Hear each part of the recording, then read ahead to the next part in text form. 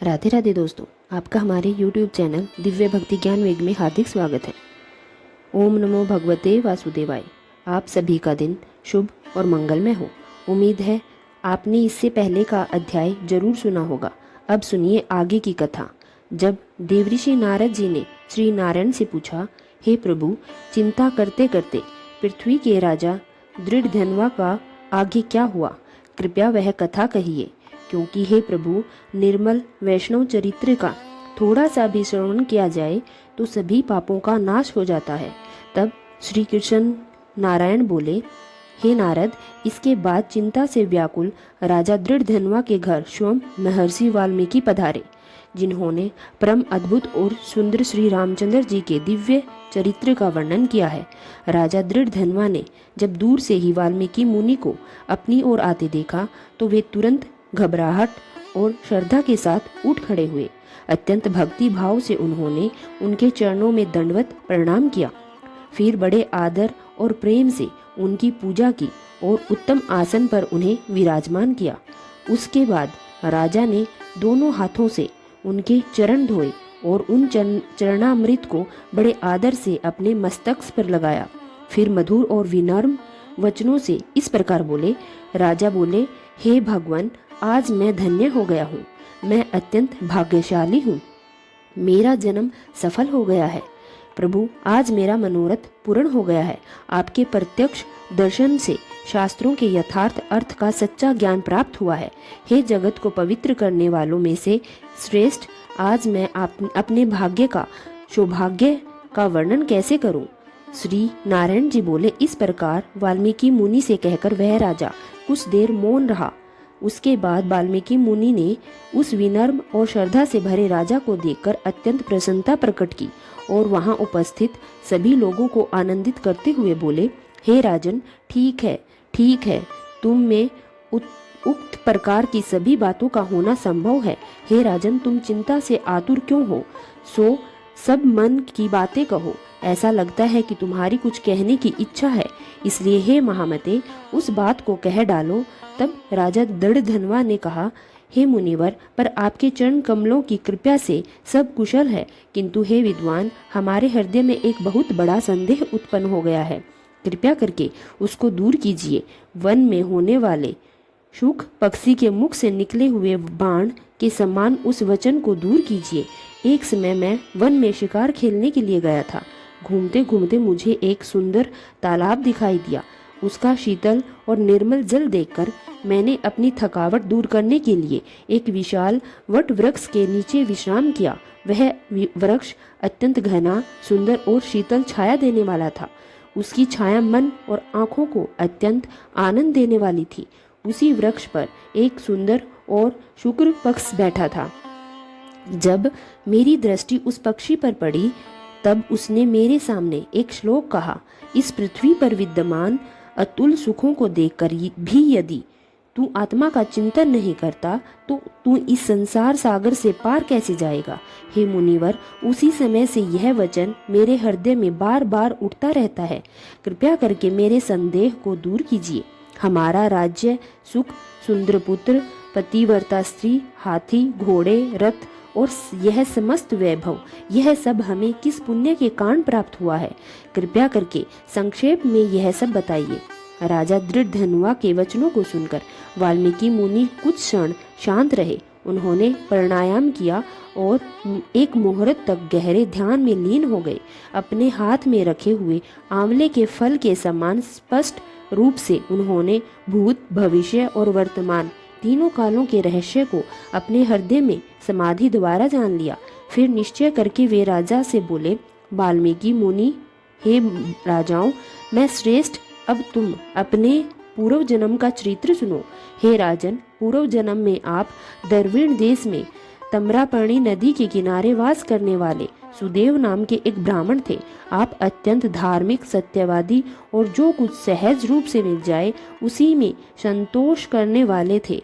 वेद विद्या में निपुण और भगवान विष्णु की भक्ति में सदैव लीन रहते थे।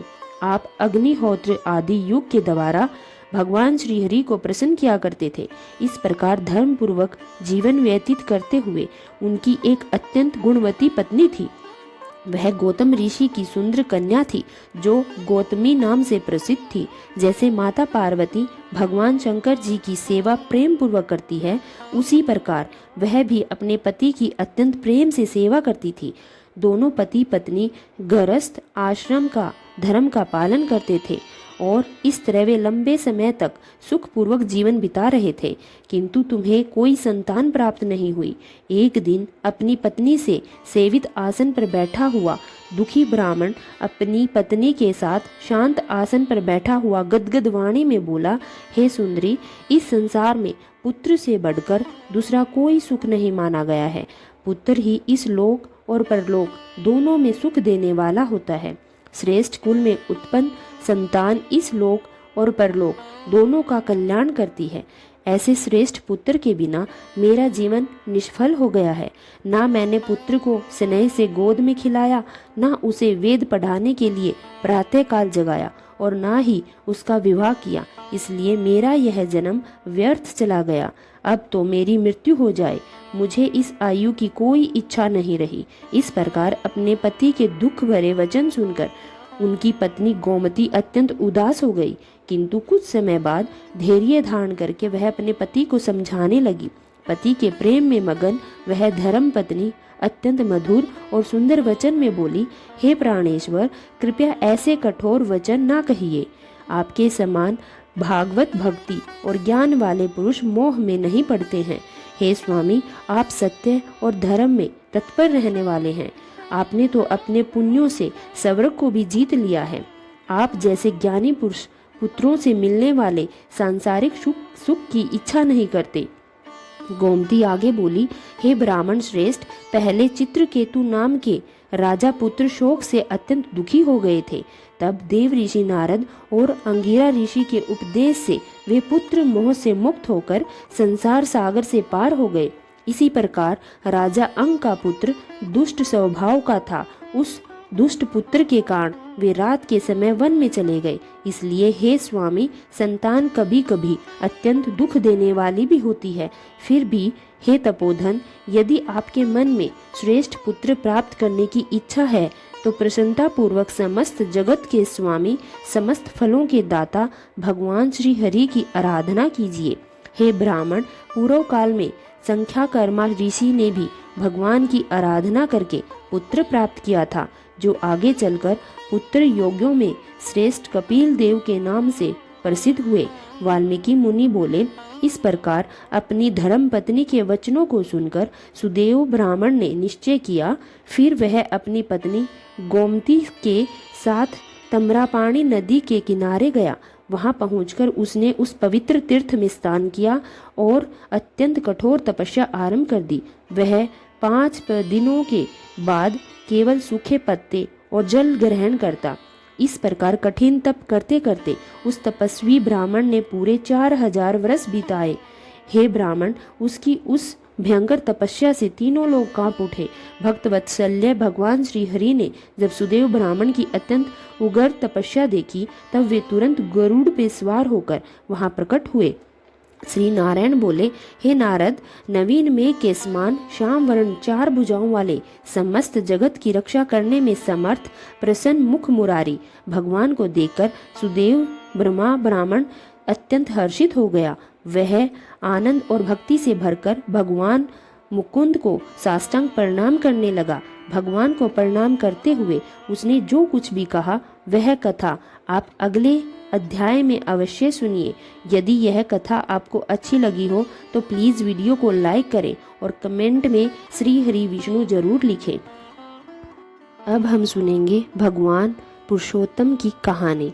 पिछले अध्याय में हमने पुरुषोत्तम मास की परम पावन पद्मिनी एकादशी और महापुण्यमय द्वादशी तिथि के उस अलौकिक रहस्य का श्रवण किया था, जहां माता अनुसुईया के गुप्त उपदेश से रानी पद्मिनी और राजा कृतवीर्य ने इस व्रत के प्रभाव से त्रिलोकी विजेता सहस्त्रार्जुन जैसे महाप्रतापी पुत्र प्राप्त किया था। हमने अंधे याचक के अनजाने में हुए दीपदान और टूटे हुए तख्ते के सुंदर दृष्टांतों के माध्यम से समझा था कि किस प्रकार प्रभु हमारी क्रिया को नहीं बल्कि हमारे हृदय की कोमलता और शरणागति को देखते हैं। आज हम प्रवेश कर रहे हैं अध्याय 14 के उस महाभावुक और रोंगटे खड़े कर देने वाले प्रसंग में, जहां पुरुषोत्तम मास अपनी पूर्णाहुति की ओर बढ़ रहा है। राजा दृढ़धनवा का हृदय अब पूरी तरह से वैराग्य और गोविंद के प्रेम में रंग चुका है। आज की इस कथा में हम सुनेंगे कि जब एक जीव संसार के सारे कर्तव्यों को धर्म के अनुसार पूरा करके अपने मन को समेटकर भगवान के चरणों में लगा देता है, तो उसकी चेतना में कैसा दिव्य परिवर्तन आता है। आज हम सुनेंगे भगवान के कुछ ऐसे मर्मस्पर्शी और गोपनीय दृष्टांत जो हमारे जीवन के मोह के बंधनों को एक क्षण में काट देंगे। आज महर्षि वाल्मीकि राजा दृढ़धनवा को साक्षात गोलोक और बैकुंठ धाम की उस अंतिम दिव्य झांकी का दर्शन कराएंगे, जिसे सुनकर आपके नेत्र सजल हो उठेंगे। आज की यह कथा साक्षात पुरुषोत्तम भगवान की दिव्य वाणी का अमृत रस है। अपने मन को संसार की समस्त उथल पुथल चिंताओं और चिड़चिड़ेपन से पूरी तरह मुक्त कर लीजिए। अपने दोनों हाथों को अपने हृदय पर रखिए और इस असीम आनंद के सागर में डूबने के लिए भाव से गाइए, हरे कृष्णा कृष्णा कृष्णा हरे हरे, हरे रामा रामा रामा हरे हरे। श्री नारायण बोले, हे देव ऋषि नारद, अब उस क्षण का श्रवण करो जब राजा दृढ़धनवा का अंतःकरण पूरी तरह निर्मल हो चुका था। पद्मिनी एकादशी और द्वादशी के महा उत्सव को विधि पूर्वक संपन्न करने के बाद राजा के भीतर का राजसी ठाट बाट पूरी तरह से शांत हो गया था। अब उन्हें अपने रतनजित मुकुट में भी, अपने विशाल स्वर्ण महलों में और चतुर रंगणी सेवा के वैभव में भी कोई रस दिखाई नहीं दे रहा था। वे रात दिन केवल उस साक्षात सुंदर श्याम पीतांबर छवि वाले का ही ध्यान करते रहते थे। राजा की आंखों से निरंतर प्रेम के अश्रु बहते रहते थे। एक दिन राजा दृढ़धनवा महर्षि वाल्मीकि के सम्मुख भूमि पर बैठ गए। उन्होंने मुनिवर के चरणों को अपने आंसुओं से धोते हुए कहा, हे महर्षि, आपकी वाणी ने मेरे भीतर के अज्ञान के घोर अंधकार को समूल नष्ट कर दिया है। अब इस नाशवान शरीर और इस क्षण भंगुर संसार के वैभव से मेरा मोह पूरी तरह भंग हो चुका है। हे गुरुदेव, जब तक मनुष्य इस अज्ञान की नींद में सोया रहता है, तब तक वह सोचता है कि यह पत्नी है, यह पुत्र है, यह धन दौलत और विशाल साम्राज्य मेरा है। परंतु मृत्यु के आते ही सब कुछ यहीं धरा रह जाता है। कृपया करके मुझे यह बताइए कि जब यह पुरुषोत्तम मास अपनी पूर्णाहुति की ओर बढ़ रहा है, तब एक साधक को अपने चित्त को किस प्रकार पूरी तरह भगवान के चरणों में लीन कर देना चाहिए। मुझे उस परम पद मार्ग पर बताइए, जहाँ जाने के बाद जीव कभी इस संसार के दुख चक्कर में वापस लौट कर नहीं आता। महर्षि वाल्मीकि ने राजा दृढ़धनवा की इस सात्विक अवस्था को देखकर मुस्कुराते हुए कहा, हे राजन, तुम्हारा हृदय अब साक्षात भक्ति का धाम बन चुका है। जो वैराग्य बड़े बड़े योगियों को हजारों वर्षों की समाधि के बाद भी नहीं मिलता, वह तुम्हें इस पुरुषोत्तम मास की कृपा से सहज ही प्राप्त हो गया है। तुम्हारी इस अवस्था को समझने के लिए मैं तुम्हें एक सुंदर दृष्टांत सुनाता हूँ।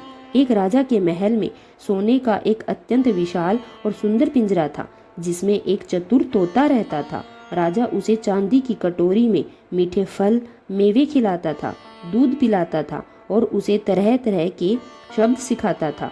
संसार के लोग उस पिंजरे को देखकर कहते थे कि यह तोता कितना भाग्यशाली है, इसे सोने के महल में रहने को मिलता है। परंतु वह तोता जब भी पिंजरे की सलाखों से बाहर देखता, तो ऊंचे वृक्षों पर उड़ते हुए स्वतंत्र पक्षियों को देखकर उदास हो जाता था। वह सोचता था कि इस सोने के बंधन से तो वह खुला आकाश कहीं अच्छा है, जहां अपनी मर्जी से पंख फैलाए जा सकते हैं। एक दिन राजा की भूल से उस पिंजरे का द्वार खुला रह गया। तोते ने एक क्षण का भी विलंब नहीं किया। वह सोने के पिंजरे और चांदी की कटोरी के मोह को त्याग कर सीधा नीले आकाश की ओर उड़ गया। और अपने सच्चे परिवार से जा मिला। हे राजन, यह संसार भी उस सोने के पिंजरे के समान है और हमारा यह जीवात्मा उस तोते के समान है। धन संपत्ति और राजमहल केवल उस पिंजरे की सलाखें हैं। आज पुरुषोत्तम मास की कृपा से तुम्हारे उस पिंजरे का द्वार खुल गया है और तुम्हारी आत्मा उस परम ब्रह्म रूपी खुले आकाश में उड़ने के लिए पूरी तरह तैयार है। यही जीव की सच्ची स्वतंत्रता है।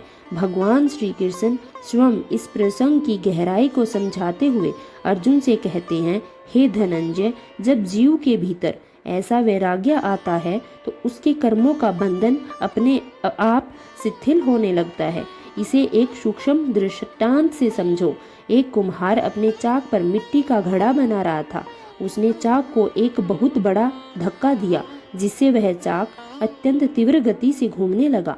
कुम्हार ने अपनी कला से उस घूमते हुए चाक पर एक सुंदर सुंदर पात्र बना दिए। पात्र पूरा होने के बाद कुम्हार ने चाक को धक्का देना बंद कर दिया, परंतु कि चाक में पिछला वेग बाकी था, इसलिए वह धक्का बंद होने के बाद भी थोड़ी देर तक घूमता रहा।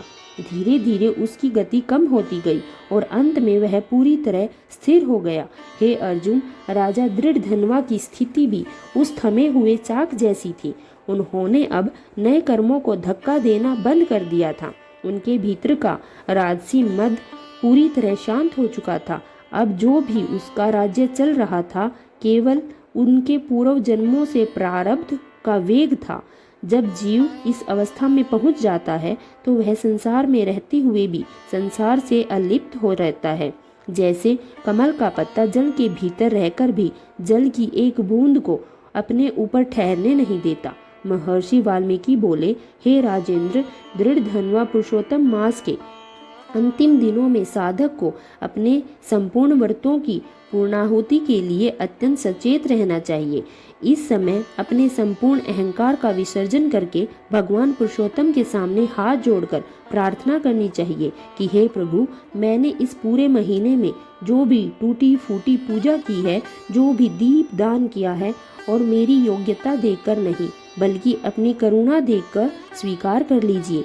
इस समय साधक को कांसे के पात्रों का, सूती वस्त्रों का, ऋतु फलों का और साक्षात श्रीमद् भगवत गीता महापुराण के ग्रंथों का दान किसी सुयोग्य सदाचारी ब्राह्मण को करना चाहिए।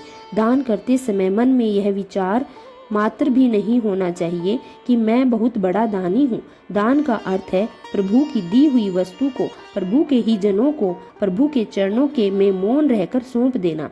जो मनुष्य इस प्रकार निष्काम भाव से पुरुषोत्तम मास के अंतिम दिनों में दान पुण्य करता है, उसके कुल के पूर्वजों जो पितृक में जल की एक एक बूंद के लिए तड़प रहे होते हैं, वे भी उस पुण्य के प्रभाव से सीधे तृप्त होकर बैकुंठ धाम की ओर प्रस्थान कर जाते हैं। राजा दृढ़धनवा ने भी अपने पुरोहितों को बुलाकर अपने संपूर्ण कोष को दीन दुखी भूखे और अनाथ जीवों की सेवा में खोल दिया। भगवान श्री कृष्ण बोले, हे पांडवों, जब पुरुषोत्तम मास की पूर्ण आहुति होती है तो भक्त का हृदय साक्षात गंगा की उस पवित्र धारा के समान हो जाता है जो पहाड़ों और पत्थरों को चीरती हुई सीधे महासागर की ओर दौड़ती है। इसे एक दृष्टांत से सुनो। गंगा की एक निर्मल धारा हिमालय की ऊंची चोटियों से निकली। वह मार्ग में आने वाले बड़े बड़े जंगलों, शहरों और गांवों को सींचती हुई आगे बढ़ती जा रही थी। मार्ग में कई गंदे नाले और नदियां भी थी, उसमें आकर मिली, परंतु गंगा ने अपनी पवित्रता को कभी कम नहीं होने दिया। चलते चलते अंत में वह उस स्थान पर पहुंची जहां सामने अनंत अगाध महासागर लहरा रहा था। जैसे ही गंगा की धारा उस महासागर के समीप पहुंची, उसकी गति अत्यंत शांत हो गई। अब उसमें कोई शोर नहीं था, कोई उथल पुथल नहीं थी, अब उसमें कोई आवाज नहीं आ रही थी। वह चुपचाप उठी और उस महासागर के विशाल वक्ष स्थल में समा गई। समाते ही गंगा का अपना अलग कोई अस्तित्व नहीं बचा, वह स्वयं महासागर बन गई। हे अर्जुन, राजा दृढ़धनवा की भक्ति भी उस गंगा की धारा जैसी थी जो संसार के विघ्नों को पार करती हुई अब मुझे पुरुषोत्तम रूपी महासागर में सामने के लिए पूरी तरह व्याकुल थी।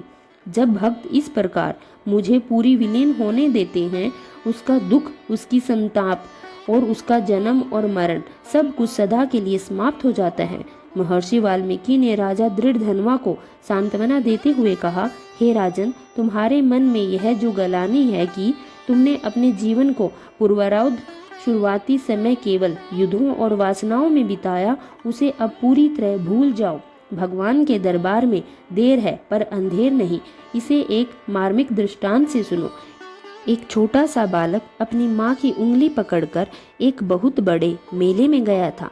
मेले की चकाचौंध सुंदर खिलौने और मिठाइयों को देखकर वह बालक मंत्रमुग्ध हो गया और उसने अनजाने में अपनी माँ की उंगली छोड़ दी। वह भीड़ में खो गया। दोपहर ढल गई, रात होने लगी। अब उस बालक को ना तो वे खिलौने अच्छे लग रहे थे और ना ही वो मिठाइयाँ। वह रोते हुए गलियों में चिल्ला रहा था, माँ तुम कहाँ हो? मुझे मेरी माँ के पास जाना है। लोग उसे तरह तरह के प्रलोभन दे रहे थे। वह चुप नहीं हो पा रहा था। तभी दूर से उसकी माँ दौड़ती हुई आई। उसकी आंखों में भी आंसू थे। उसने उस धूल के से सने हुए और रोते हुए बच्चे को उठाकर अपने सीने से लगा लिया। माँ ने यह नहीं पूछा कि तूने मेरी उंगली क्यों छोड़ी थी। माँ ने तो बस उसके आंसुओं को पोंछा और उसे चूम लिया। हे राजा दृढ़धनवा, हम सब जीव भी इस संसार रूपी मेले में आकर उस जगजननी के उस परम पिता नारायण की उंगली को छोड़कर खो गए थे। हम धन और वासना के खिलौनों में उलझ गए थे। परंतु आज जब तुम इस पुरुषोत्तम मास के अंत में रोते हुए कह रहे हो कि प्रभु मुझे आपकी शरण में आना है, तो वे साक्षात लक्ष्मीपति नारायण सब कुछ भूलकर तुम्हें अपने सीने से लगाने के लिए अपनी बाहें फैलाकर खड़े हैं। इसलिए अब भय कैसा? भगवान श्री कृष्ण बोले, हे अर्जुन, भक्ति जब परिपक्व होती है, जब वह जीव के भीतर पुराने पापों के संस्कारों को वैसे ही काट देती है जैसे एक कुशल किसान अपने खेत की खरपतवार को साफ करता है। इसे एक दृष्टांत से समझो। एक किसान ने अपने सुंदर बगीचे में अंगूर की एक कोमल बेल लगाई थी। वह प्रतिदिन उसकी सेवा करता था, परंतु उस अंगूर की बेल के पास ही एक कड़वी कटीली जंगली बेल अपने आप उगाई। उस कटीली बेल ने अंगूर की बेल के चारों ओर जकड़ लिया और उसका सारा रस चूसने लगी। अंगूर की बेल सूखने लगी। किसान ने जब यह देखा तो कोई कुल्हाड़ी नहीं उठाई। उसने केवल उस कटीली बेल की मूल जड़ को ढूंढा और वहां थोड़ा सा मट्ठा या नमक डाल दिया। कुछ ही दिनों में वह कड़वी जेल जड़कर पूरी तरह जलकर सूख चुकी थी। अंगूर की बेल फिर से मधुर फलों से लद गई। हे धनंजय, मनुष्य के भीतर जो जन्मजात के पाप और वासनाओं के संस्कार हैं, वे उस कटीली बेल के समान है जो आत्मा के आनंद को सोख लेती है, परंतु पुरुषोत्तम मास का यह पावन व्रत उस मट्ठे और नमक के समान है जो उन पापों को जड़ से खत्म कर देता है। राजा दृढ़धनवा के भीतर के सारे पुराने संताप इस व्रत के प्रभाव से समूल नष्ट हो चुके थे। महर्षि वाल्मीकि ने अपनी आंखें बंद की और अपनी योग शक्ति से राजा दृढ़धनवा को उस परम धाम का साक्षात मानसिक दर्शन कराया जिसकी लालसा साक्षात ब्रह्मा और शिव भी करते हैं। मुनिवर बोले, हे राजन, देखो इस नीले आकाश के पार इस चरम चक्षुओं से ओझल एक ऐसा अलौकिक धाम है जिसे गोलोक धाम या परम बैकुंठ कहा जाता है। यहाँ ना तो सूर्य का प्रकाश है, ना चंद्रमा का, और ना ही अग्नि की आवश्यकता है, क्योंकि वह पूरा धाम साक्षात पूर्ण ब्रह्म के तेज जजायमान है। वहाँ चारों ओर कल्प वृक्षों की सुंदर कुंजें हैं, जहाँ शीतल सुगंधित मंद हवा सदा बहती रहती है। वहाँ नदियों की साक्षात यमुना जी के समान निर्मल जल से भरी है, जिनमें सोने के कमल खिले हैं। जहाँ साक्षात कामधेनु गायें विचरती है, जिनके स्तनों के दूध से की धाराएं अपने आप बहती रहती है। और उस धाम के केंद्र में रतनजित सिंहासन पर साक्षात हमारे प्यारे ठाकुर जी श्री राधा पुरुषोत्तम सरकार विराजमान है। उनके वाम अंग भाग में साक्षात उनकी अर्धांगिनी शक्ति श्री राधा जी और दक्षिण भाग में ललिता विशाखा आदि सखियां चामर दुला रही हैं। जहाँ कोई बुढ़ापा नहीं, कोई रोग नहीं, कोई आंसू नहीं, और ना ही वहाँ कभी समय का अंत होता है। वहाँ जो भी जीव पहुँचता है वह साक्षात दिव्य चिन्मय शरीर धारण करके प्रभु के नित्य सेवा में लीन हो जाता है। राजन, दृढ़ धनवा तुम्हारे इसी जीवन के अंत में साक्षात पुरुषोत्तम भगवान तुम्हारे लिए अपना दिव्य विमान भेजेंगे और तुम इसी रूप में उस परम पद के अधिकारी बनोगे। तुमने इस पुरुषोत्तम मास की महिमा को अपने हृदय में स्थान दिया है। भगवान श्री कृष्ण बोले, हे अर्जुन, भगवान की कृपा जब किसी जीव पर होती है तो उसका रूपांतरण कैसे होता है, इसकी प्रकृति इस नियम से सदा स्मरण रखना। इस साधारण जल की बूंद आकाश से गिरी रहती है। यदि वह बूंद गर्म तवे पर गिरती है तो उसका अस्तित्व एक क्षण में मिट जाता है। यदि वह कीचड़ में गिरती है तो वह स्वयं ही गंदी हो जाती है। परंतु जब वही जल की बूंद स्वाति नक्षत्र के समय आकाश से गिरती हुई नीचे समुद्र में तैरती हुई एक खुली सीप के भीतर प्रविष्ट हो जाती है तो वह सीप तुरंत अपना मुख बंद कर लेती है और वह बूंद उस सीप के एकाक में उसकी गहराई में रहकर कुछ ही समय में एक अत्यंत अमूल्य चमचमाते हुए मोती का रूप धारण कर लेती है। फिर उस मोती को राजा अपने मुकुट में धारण करता है। हे कुंती पुत्र, राजा दृढ़धनवा का यह जीवन भी पहले एक साधारण बूंद जैसा था जो संसार की वासनाओं के तवे पर जल रहा था। परंतु पुरुषोत्तम मास की यह कथा उस स्वाति नक्षत्र की समान थी जहाँ राजा के हृदय में खुले सीप जैसा था। उन्होंने इस कथा रूपी बूंद को अपने भीतर समेटा और अपना मुख बंद कर लिया, जिससे उनका पूरा जीवन एक अलौकिक मोती बन गया जिसमें वे स्वयं अपने हृदय पर कौस्तुभ मणि की भांति धारण करने के लिए तैयार हैं। महर्षि वाल्मीकि ने कथा को विराम देते हुए कहा, हे राजेंद्र धनवा, इस संसार में मनुष्य चाहे कितने भी ज्ञानी क्यों न बन जाए, जब तक प्रभु की कृपा झरोखों में नहीं खुलता तब तक उसे सत्य का दर्शन नहीं होता। इसे एक दृष्टांत से सुनो। एक बहुत बड़ी अंधेरी कोठरी थी जिसमें व्यक्ति जन्म से रह रहा था। वह कोठरी के भीतर रखे बर्तनों, दीवारों और पत्थरों को टटोल कर ही अपना रास्ता बनाता था। वह सोचता था कि यही अंधेरी कोठरी ही पूरी दुनिया है। एक दिन अचानक एक तेज आंधी आई और उस कोठरी की दीवार पर लगा एक पुराना बंद लकड़ी का झरोका खुल गया। जैसे ही वह झरोका खुला, बाहर के चमकते हुए सूर्य का प्रकाश, हरे भरे वृक्ष, बहती हुई नदियां और अनंत आकाश उस व्यक्ति को दिखाई देने लगे। वह आश्चर्यचकित रह गया कि मैं इतने दिनों से किस नरक में जी रहा था। बाहर की दुनिया कितनी सुंदर और विशाल है। हे राजन, यह संसार भी उस अंधेरी कोठरी जैसा है जो पुरुषोत्तम मास की यह पावन कथा उस खुले हुए झरोके के समान है। आज तुम्हारे जीवन का वह झरोका खुल चुका है और तुम्हें उस दिव्य गोलोक धाम का प्रकाश दिखाई देने लगा है। अब इस कोठरी के अंधकार की ओर मुड़कर भी मत देखना। मेरे परम आत्मीय भक्ति के अगाध रस में डूबे हुए हमारे परिवार के सभी प्यारे भाइयों और बहनों, राजा दृढ़धनवा का यह प्रसंग और भगवान के यह सुंदर दृष्टांत हमें सिखाते हैं कि हमारे जीवन का मूल्य इसमें नहीं है हमारे पास कितना धन या साधन है, बल्कि इसमें है कि हमारा मन उस जगत के पिता के चरणों में कितना लगा हुआ है। पुरुषोत्तम मास की यह कथा हमें सिखाती है कि हमारे अपने भीतर के अहंकार को विसर्जित करके सीधे प्रभु की भावों में समा जाने का संदेश देती है। यदि गोलोक धाम की यह अलौकिक झांकी, राजा दृढ़धनवा का यह परम वैराग्य और ठाकुर जी के यह परम स्पर्शी दृष्टांत आपके अंतःकरण को भाव विभोर कर गए हों तो हमारे कमेंट बॉक्स में जय श्री हरि जरूर लिखें। पूरे प्रेम, पूरी श्रद्धा और अटूट विश्वास के साथ जय श्री राधा पुरुषोत्तम भगवान की बोले जय। परम धाम गोलोक सरकार की बोले जय। राधे हरे कृष्णा। हमारे इस प्यारे सनातन संस्कृति को समर्पित हमारे परिवार का हिस्सा बने रहने के लिए हमारे दिव्य भक्ति ज्ञान वेग चैनल को सब्सक्राइब करना न भूलें। इस दिव्य कथा को अपने परिवार, मित्रों और सभी सगे संबंधियों के साथ अवश्य शेयर करें ताकि इस पवित्र महीने के समापन से पहले सभी लोगों को गोविंद की शरणागति का अमृत मिल सके।